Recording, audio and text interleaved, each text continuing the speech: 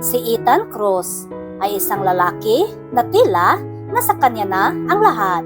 Sa edad na 35 years old, siya ay isang self-made na milyonaryo.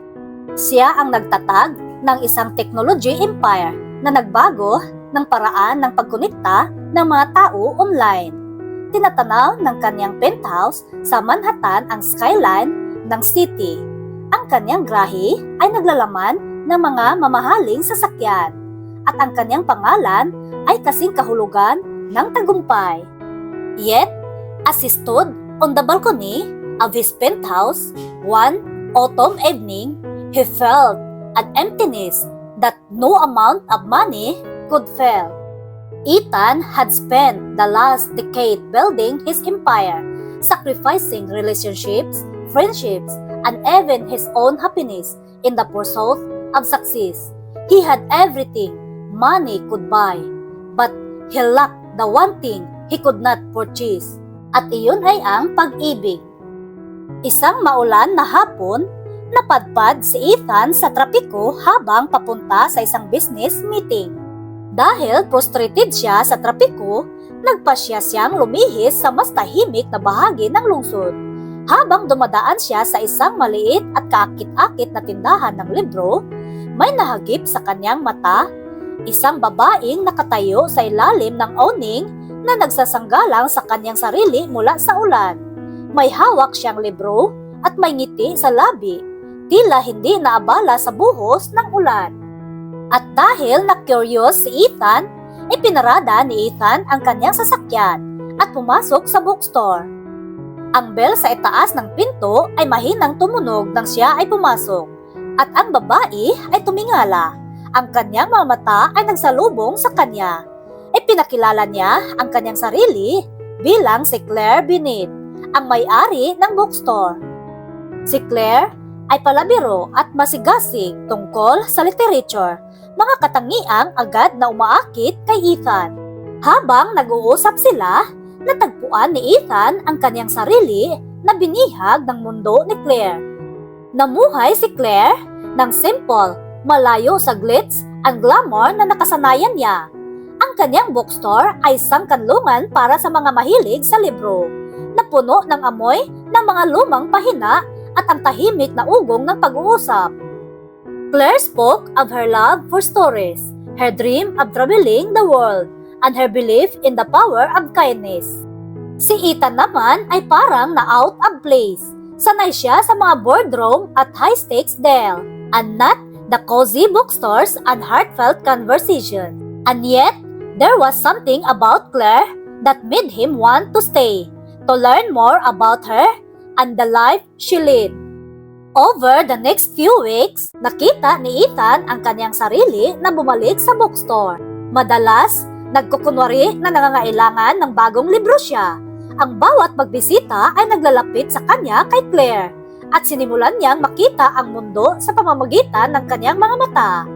Claire introduced him to classic literature, shared her favorite poems, and even convinced him to attend a local poetry reading. Habang lumalalim ang kanilang pagsasama, Ethan realized that Claire had something he had been searching for all along. Si Claire ay masayahin, mabait, matulungin, and she did not care about his wealth or status. She cared about the man he was beneath the surface. Isang gabi, habang nakaupo sila sa bookstore at humihigop ng tsa, tinanong ni Claire si Ethan ng isang tanong na ikinagulat niya. Ethan, what makes you truly happy? Nag-alinlangan si Ethan na sumagot.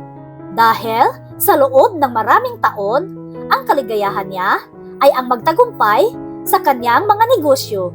Ngunit ngayon ay hindi na siya sigurado. He thought about the long hours he spent at work, the empty relationship he had left behind, and the loneliness that had become his constant companion. Hindi ko alam, Claire. Tahimik niyang pag-amin. Lumapit si Claire kay Ethan at hinawakan ang kamay nito. Siguro, oras na para malaman mo, Ethan. Dahil sa inspirasyon ng mga salita ni Claire, si Ethan ay nagsimulang gumawa ng mga pagbabago sa kanyang buhay. He delegated more responsibilities at work, allowing himself time to explore his passions and spend time with Claire. Together, naglakbay sila sa mga lugar na dati nang pinapangarap ni Claire na bisitahin. Pumunta sila sa Paris, Kyoto, at Amalfi Coast. They shared laughter, quiet moments, and a love that grows stronger with each passing day. Napagtanto ni Ethan na ang tunay na kayamanan ay hindi nasusukat sa dolyares, but in the moments that took your breath away, the connection that filled your heart, and the love that made life worth living. Naging magkasintahan sila Claire at Ethan, at nagpaplano silang magpakasal.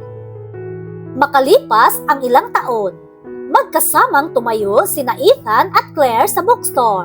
Ngayon ay isang maunlad na community hub na puno ng tawanan ng mga bata at daldalan ng mga mahilig sa libro. Ibininta ni Ethan ang kanyang technology empire, choosing instead to invest in small business and charitable causes that align with his values. Habang tinitingnan niya si Claire, na ngayon ay kanyang asawa, alam ni Ethan na sa wakas ay natagpuan na niya ang matagal na niyang hinahanap. Ang pag-ibig ay naging kanyang tunay na pera, at ito ay nagkakahalaga ng higit pa sa anumang kapalaran na kanyang naipon. Kaya naman, sa tahimik na sulok ng isang maliit na tindahan ng libro, natuklasan ni Ethan Cruz na ang pinakamalaking kayamanan sa buhay ay hindi matatagpuan sa mga bank account, ngunit sa puso ng mga mahal natin sa buhay. At dito natatapos ang kwentong ito. Hanggang sa muli, maraming salamat po sa pakikinig.